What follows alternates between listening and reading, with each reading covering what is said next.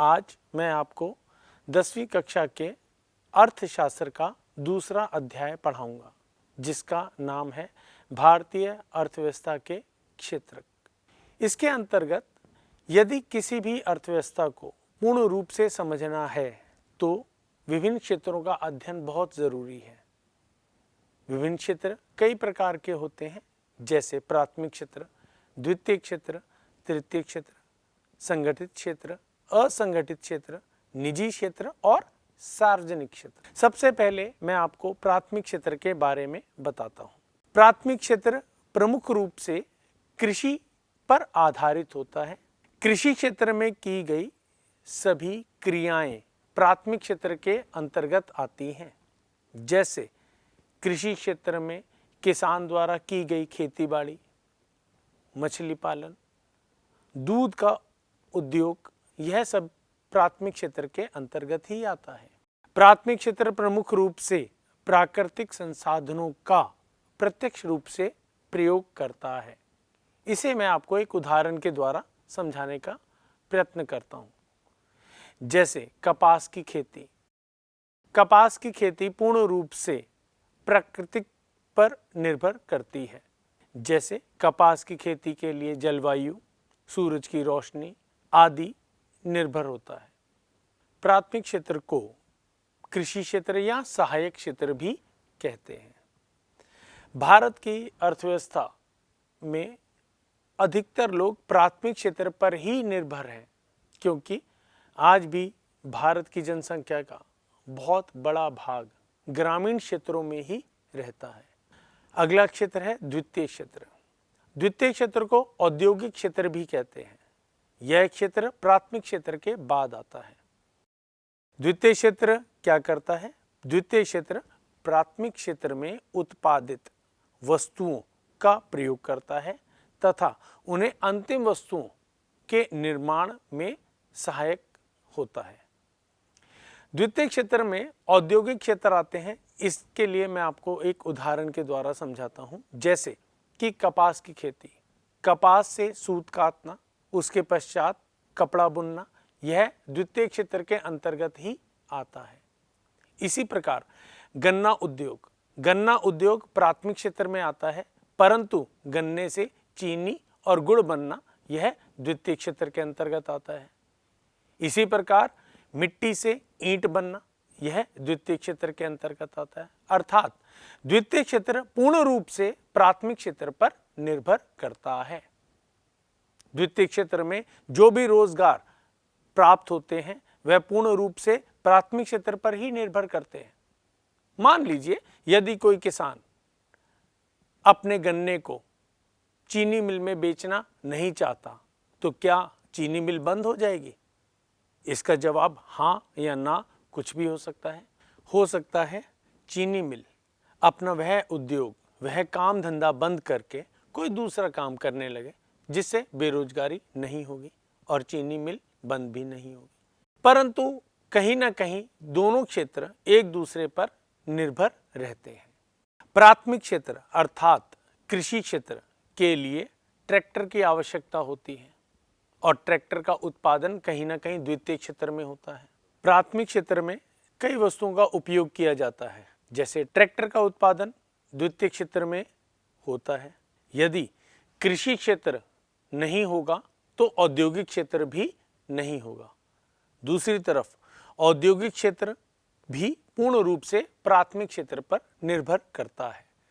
दोनों क्षेत्रों की आपस में अंतर्निर्भरता होती है। तीसरा क्षेत्र आता है तृतीय क्षेत्र। इसे सेवा क्षेत्र भी कहते हैं।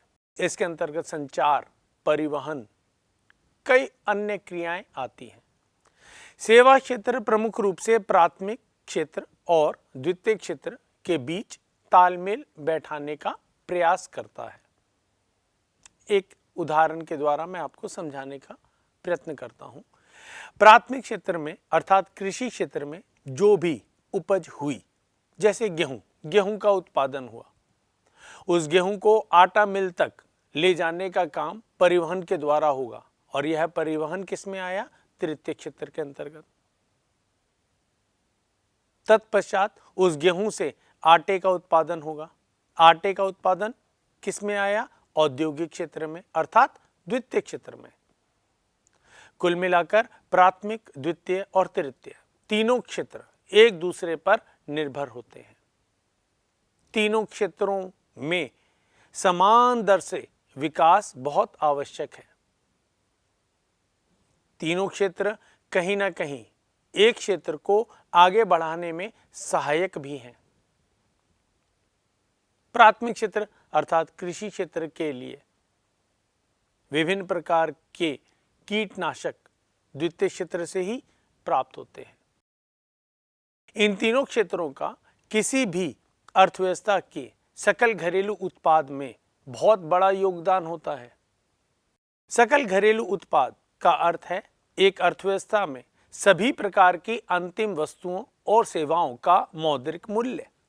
एक अर्थव्यवस्था में केवल अंतिम वस्तुओं और सेवाओं का मौद्रिक मूल्य ही लिया जाता है। प्रमुख रूप से दो प्रकार की वस्तुएं होती हैं, एक मध्यवर्ती वस्तु, अन्य अंतिम वस्तु। मध्यवर्ती वस्तु क्या होती है? मध्यवर्ती वस्तु वह वस्तु होती है जो अन्य किसी वस्तु के उत्पादन में सहायक होती है। अंतिम वस्तु वह वस्तु होती है जो अंतिम रूप से उपभोग के काम आती है। यदि मध्यवर्ती वस्तुओं का मूल्य एक अर्थव्यवस्था में घरेलू उत्पाद में लिया जाए तो उससे दोहरी गणना की समस्या उत्पन्न हो सकती है। जैसे गेहूं, एक किसान द्वारा गेहूं का उत्पादन किया गया, गेहूं का बाजार मूल्य 5 रुपए। गेहूं से बना आटा, आटे का बाजार मूल्य गेहूं से अधिक होगा अर्थात 8 रुपए। आटे से बना मैदा, मैदे का मौद्रिक मूल्य 10 रुपए। मैदे से ब्रेड का उत्पादन हुआ जिसका मूल्य 15 रुपए। इस उदाहरण में ब्रेड अंतिम वस्तु हुई। यदि हम गेहूं का मूल्य और उसके बाद आटे का मूल्य भी ले लेते हैं अर्थात गेहूं का मूल्य 5 रुपए और आटे का मूल्य 8 रुपए, अर्थात दोनों का मूल्य 13 रुपए हो जाएगा। परंतु यदि आप ध्यान से समझें तो आटे का मूल्य जो कि 8 रुपए है उसमें गेहूं का मूल्य 5 रुपए पहले से ही जुड़ा हुआ है। आटे का शुद्ध मूल्य तो 3 रुपए हुआ। इसी प्रकार से यदि गेहूं, आटा, मैदा और ब्रेड इन चारों का मूल्य जोड़ दिया जाए, जैसे 5 रुपए, 8 रुपए, 10 रुपए और 15 रुपए, तो इन चारों का मूल्य जोड़ के पश्चात 38 रुपए बनता है। क्या एक अर्थव्यवस्था के सकल घरेलू उत्पाद में 38 रुपए लेना सही है? नहीं। क्यों? क्योंकि इस 38 रुपए में गेहूं का मूल्य आप 4 बार ले चुके हैं, आटे का मूल्य आप 3 बार ले चुके हैं, मैदे का मूल्य आप 2 बार ले चुके हैं। इसीलिए अर्थव्यवस्था में केवल अंतिम वस्तुओं और सेवाओं के मौद्रिक मूल्य को ही लिया जाता है। यह मौद्रिक मूल्य चालू वर्ष की कीमतों और आधार वर्ष की कीमतों पर मापा जाता है। मुख्य रूप से सही मापन के लिए आधार वर्ष को ही रखा जाता है। इसी प्रकार से वर्ष 1972-73 में कृषि क्षेत्र का भारत के सकल घरेलू उत्पाद में बहुत बड़ा योगदान था, परंतु धीरे धीरे यह योगदान लगातार कम होता गया तथा सेवा क्षेत्र का सकल घरेलू उत्पाद में योगदान बहुत अधिक बढ़ गया और प्राथमिक क्षेत्र एवं द्वितीय क्षेत्र का योगदान लगभग वही रहा। इसी प्रकार प्राथमिक क्षेत्र, द्वितीय क्षेत्र और तृतीय क्षेत्रों में श्रमिकों की अलग अलग हिस्सेदारी होती है। 1972-73 के आंकड़ों के अनुसार प्राथमिक क्षेत्र में बहुत अधिक रोजगार था, द्वितीय तथा तृतीय क्षेत्र में रोजगार करने वाले श्रमिकों की संख्या बहुत ही कम थी। परंतु 2013-14 में यह संख्या लगातार प्राथमिक क्षेत्र में घटती जा रही है। श्रमिकों की संख्या द्वितीय क्षेत्र और तृतीय क्षेत्र में लगातार बढ़ती जा रही है। प्राथमिक क्षेत्र अर्थात कृषि क्षेत्र में बहुत अधिक योगदान जीडीपी अर्थात सकल घरेलू उत्पाद में नहीं है, लेकिन फिर भी उसमें बहुत अधिक मात्रा में कृषि उत्पादन होता है। द्वितीय और तृतीय क्षेत्र में अधिक रोजगार के अवसर हैं, परंतु प्राथमिक क्षेत्र में रोजगार के अवसर इतने नहीं हैं। प्राथमिक क्षेत्र में प्रमुख रूप से छिपी हुई बेरोजगारी भी पाई जाती है। छिपी हुई बेरोजगारी का अर्थ है कि जैसे एक किसान के पास 2 एकड़ भूमि है, उस 2 एकड़ भूमि में 2 श्रमिकों की ही आवश्यकता है, परंतु उस किसान के पास परिवार में 5 सदस्य हैं।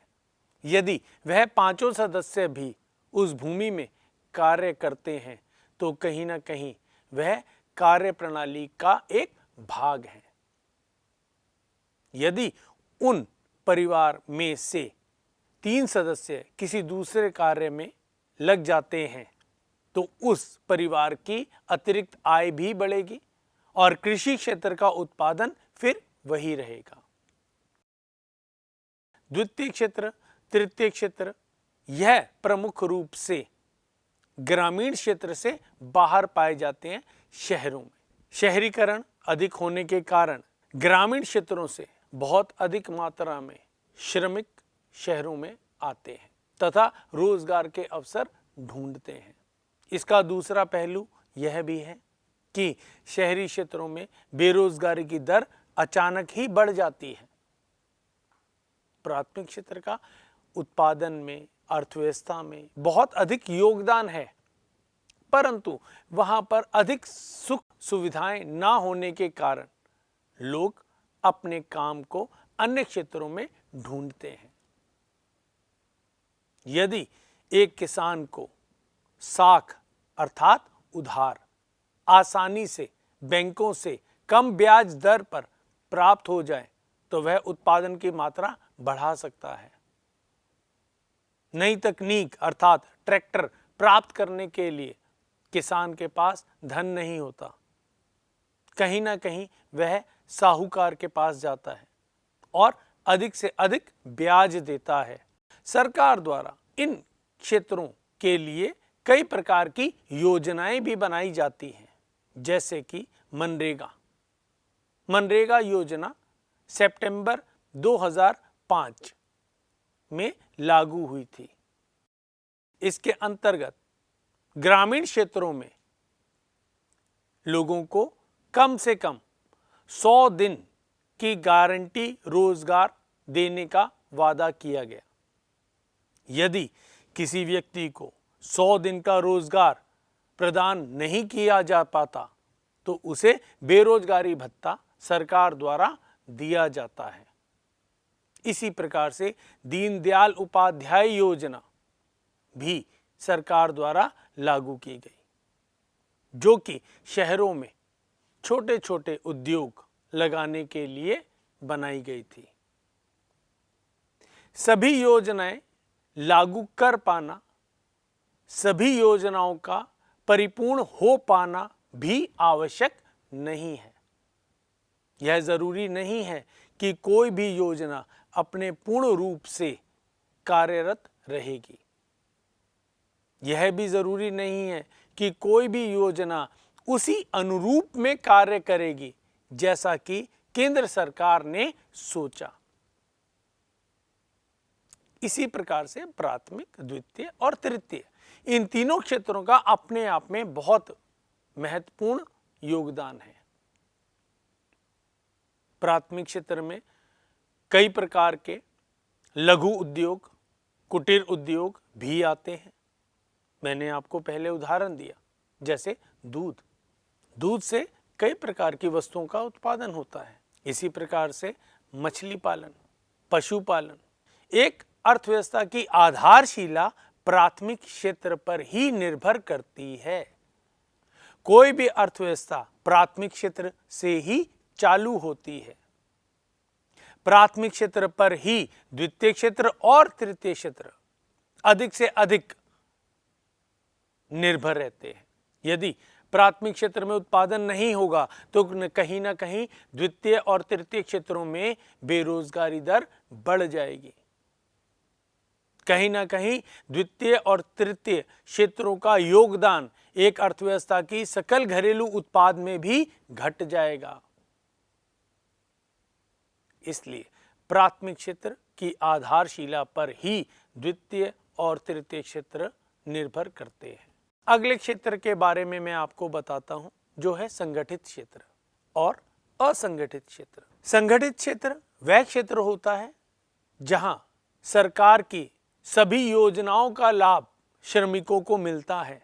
यह वह क्षेत्र होता है जहां कम से कम 10 श्रमिक कार्य करते हैं।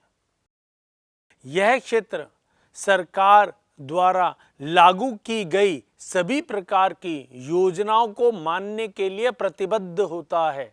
असंगठित क्षेत्र वह क्षेत्र होता है जहां पर एक व्यक्ति स्वयं का रोजगार, स्वयं का काम करता है, जैसे रेहड़ी पटरी वाला, धोबी, मोची।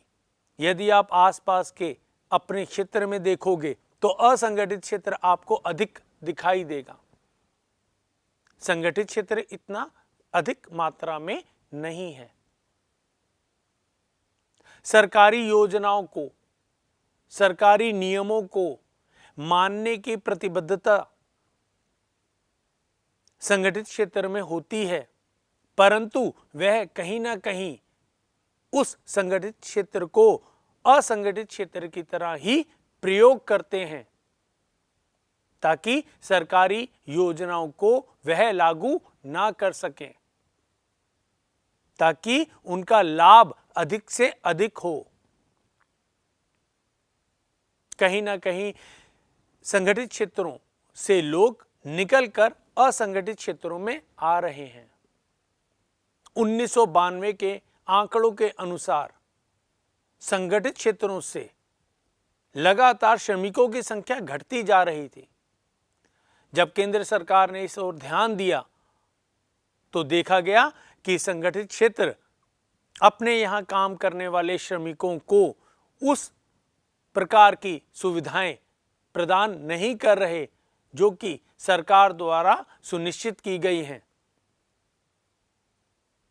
सरकार ने इसको ध्यान में रखते हुए संगठित क्षेत्रों को और ज्यादा छूट दी गई है।